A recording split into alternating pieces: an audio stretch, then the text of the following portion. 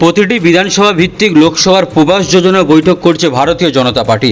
বৃহস্পতিবার রাজাটিতে একটি লজে এমনই এক বৈঠক করল খানাকুল বিধানসভার বিজেপি কার্যকর্তারা। জানা গেছে, খানাকুল বিধানসভার বিধায়ক তথা ভারতীয় জনতা যুব মোর্চার সাধারণ সম্পাদক সুশান্ত ঘোষের নেতৃত্বেই এই লোকসভা প্রবাস যোজনার বৈঠক। উপস্থিত ছিলেন রাজ্য বিজেপির অবজারভার মঙ্গল পাণ্ডে, যুগ্ম সংগঠক সাধারণ সম্পাদক সতীশ ধন্ড, আরামবাগ সাংগঠনিক জেলা বিজেপির সভাপতি সুশান্ত বেরা, পুরসুরা বিধানসভার বিধায়ক বিমান ঘোষ ও অন্যান্যরা। প্রথমে দলীয় পতাকা উত্তোলনের মাধ্যম দিয়ে এই বৈঠকের সূচনা করেন।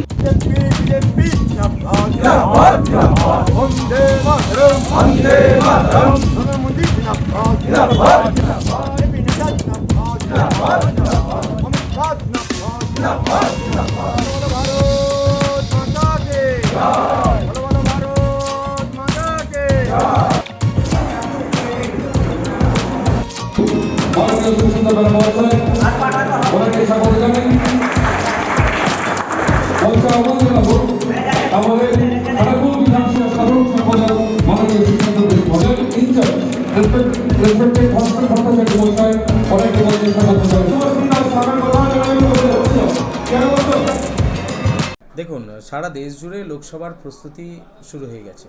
লোকসভা ভোট 2024, সেই লোকসভা ভোটের প্রস্তুতি বৈঠক বিভিন্ন জায়গায় শুরু হয়েছে।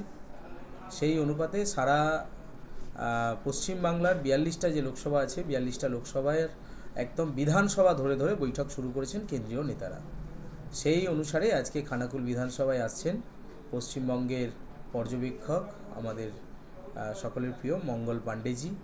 সেই সঙ্গে আসছেন আজকে পশ্চিমবঙ্গের যুগ্ম সংগঠন সম্পাদক মাননীয় সতীশ ধন্ডজি সহ এই জেলার অবজারভার আছেন। সেই সঙ্গে আছেন পুরসুরার বিধায়ক তথা পশ্চিমবঙ্গের সম্পাদক রাজ্য বিজেপির আমাদের বিমান দা।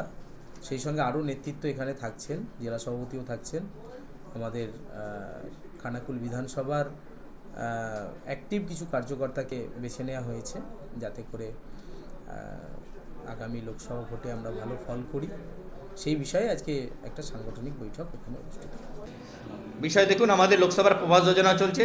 সেই প্রবাস যোজনা অনুসারে প্রত্যেক বিধানসভা ভিত্তিক আমাদের মিটিং চলছে। ভেতরে কি হচ্ছে সেটা আপনাদের আর মুখ্য বিষয় নয়। মুখ্য বিষয় হচ্ছে প্রত্যেকটা বিধানসভায় আমরা লোকসভার প্রবাস যোজনা অনুসারে বিধানসভা ভিত্তিক আমরা বৈঠক করছি। আমাদের 3টি বৈঠক হয়ে গেছে, এটা 4 নম্বরে পড়েছে। 7টা বিধানসভা যে লোকসভার মধ্যে আছে, সেই 7টা বিধানসভায় আমাদের কেন্দ্রীয় নেতৃত্বরা আসছেন। আমরা বৈঠক করে আর সিদ্ধান্ত নেব।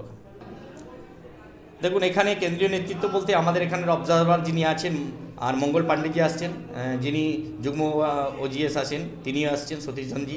তার সাথে সাথে প্রদেশের সম্পাদক বিমানদা থাকবেন, এখানকার এমএলএ থাকবেন, আমি প্রেসিডেন্ট সুশান্ত বেরা থাকবো, আমার ইনচার্জ ভাস্কর ভট্টাচার্য থাকবেন, আর লোকসভার যিনি ইনচার্জ সুজিত আগস্তি থাকবেন, কনভেনার বিকাশ দলই থাকবেন।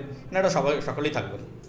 ইনডোর বৈঠক হচ্ছে, আউটডোরে অনেক প্রোগ্রাম করেছি। খানাকুল আমাদের উর্বর মাটি, খানাকুল মানুষ আমাদেরকে সমর্থন করে, আমরা তার জনরসে প্রমাণ করে দিয়েছি। অনেক জায়গায় যতবার আমরা মিটিং মিছিল করি আউটডোর, সমস্ত জায়গাতে প্রচুর পরিমাণে আমাদের জনসংখ্যা আসে। সুতরাং সেই হিসাবে আমরা খানাকুলের ওভারঅল আউটডোর প্রোগ্রামে আমরা স্যাটিসফাইড। এবার কীভাবে সংগঠন গোছাতে হবে সেটা আমাদের ব্যাপার, সেই বিষয়ে আমরা আমাদের মতো সিদ্ধান্ত নিচ্ছি। देखिए, भारतीय जनता पार्टी का प्रभाव लगातार संपूर्ण पश्चिम बंगाल में बढ़ रहा है और अब आप देख रहे होंगे कि गांव-गांव में भारतीय जनता पार्टी के मतदाता और समर्थक बहुत बड़ी संख्या में दिखाई पड़ रहे हैं। यही कारण है कि आरामबाग लोकसभा क्षेत्र में अभी भारतीय जनता पार्टी के 4 विधायक हैं और यहाँ पे भी सुशांत जी विधायक के तौर पे हैं और निश्चित रूप से आगे आने वाले जब भी पंचायत के चुनाव होंगे, पंचायत के चुनावों में भी भारतीय जनता पार्टी के बहुत सारे उम्मीदवार चुनाव जीत के आएंगे और यहाँ पंचायत पे भी भारतीय जनता पार्टी के प्रतिनिधि निर्वाचित होंगे। अभी आज भारतीय जनता पार्टी की बैठक हो रही है इस विधानसभा क्षेत्र की और पार्टी ने पूरे राष्ट्र स्तर पे एक नरेंद्र मोदी जी की सरकार के 9 वर्ष पूर्ण होने के अवसर पर कार्यक्रम बनाया है। नरेंद्र मोदी जी की सरकार के 9 साल 30 मई को पूरे हो रहे हैं।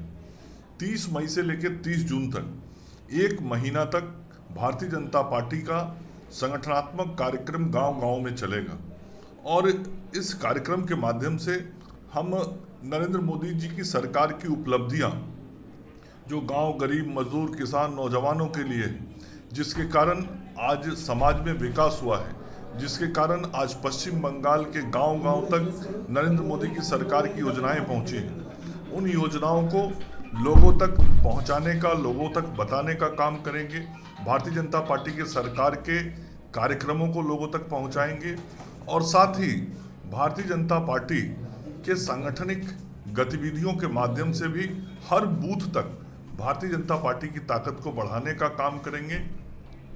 और 23 जून को डॉक्टर श्यामा प्रसाद मुखर्जी जी का बलिदान दिवस है। डॉक्टर श्यामा प्रसाद मुखर्जी जी इसी पश्चिम बंगाल की धरती के महामानव महापुरुष थे और उन्होंने देश के लिए अपनी जान की कुर्बानी दी थी। 23 जून को नरेंद्र मोदी जी देश के 10 लाख बूथों पे मतदाताओं से, कार्यकर्ताओं से सीधा संवाद करेंगे श्यामा प्रसाद मुखर्जी जी के बलिदान दिवस पे। तो उस दिन इस क्षेत्र में भी सभी बूथों पे भारतीय जनता पार्टी के कार्यकर्ता नरेंद्र मोदी जी की बात को सुनेंगे। 21 जून को योग दिवस है। पूरा दुनिया उस दिन योग का कार्यक्रम नरेंद्र मोदी जी के आग्रह, अपील, भारत के आग्रह पे करता है, तो वो कार्यक्रम भी होगा। और इसके साथ ही कई सांगठनिक कार्यक्रम बनाए गए हैं जिसकी तैयारी की चर्चा आज होगी। नरेंद्र मोदी जी की सरकार के 9 साल पूरे हो रहे हैं। 9 साल पूरा होने के उपलक्ष्य में 1 महीने का विशेष अभियान और कार्यक्रम 30 मई से 30 जून तक चलेगा। उसी की तैयारी के लिए आज ये बैठक हो रहा है। सब किसी को याद है 2018 में क्या हुआ था और 2018 की पुनरावृत्ति पश्चिम बंगाल की जनता नहीं होने देगी, क्योंकि पश्चिम बंगाल की जनता लोकतंत्र को पसंद करती है, शांति को पसंद करती है, कानून व्यवस्था का राज चाहती है। इसलिए पश्चिम बंगाल की जनता शांतिपूर्ण तरीके से पंचायत के चुनावों में अपने मताधिकार का प्रयोग करके अपने जनप्रतिनिधियों का निर्वाचन करना सुनिश्चित करेगी। और जनता की जो ये इच्छा और अपेक्षा है उसके खिलाफ यदि सरकार या तृणमूल के लोग कोशिश करेंगे तो उन्हें सफलता नहीं मिलेगी। कर्नाटक के चुनाव परिणाम को देखेंगे तो बहुत साफ तौर पे कर्नाटक के अंदर में भारतीय जनता पार्टी के वोट प्रतिशत में कोई कमी नहीं आया है। 2018 के चुनाव में भारतीय जनता पार्टी को जितना वोट मिला था, जितना परसेंट वोट मिला था, उतना ही वोट अभी भी मिला है। मतलब भारतीय जनता पार्टी की लोकप्रियता में कोई कमी नहीं आई। जेडीएस का जो वोट था, जेडीएस के वोट में कमी आया 5% का, और वो जेडीएस का वोट कांग्रेस की तरफ शिफ्ट कर गया। कांग्रेस में वो वोट गया जिसके कारण कांग्रेस भारतीय जनता पार्टी से आगे हो गई। तो पहली बात तो कि भारतीय जनता पार्टी के वोट में, वोट प्रतिशत में नरेंद्र मोदी जी की लोकप्रियता में कोई कमी नहीं है। दूसरा, जो राज्य का चुनाव होता है राज्य के मुद्दों पे होता है। राज्य के मुद्दों पे चुनाव में पार्टी हारी है, हम सब जनादेश का सम्मान करते हैं और पार्टी उसकी समीक्षा कर रही है। और आगे जहां तक लोकसभा की बात है तो लोकसभा के मुद्दे अलग होंगे, देश का मुद्दा होगा और मोदी जी की जो लोकप्रियता है, एक बार कर्नाटक में फिर से सभी सीटों पे भारतीय जनता पार्टी के सांसद चुनाव जीतेंगे।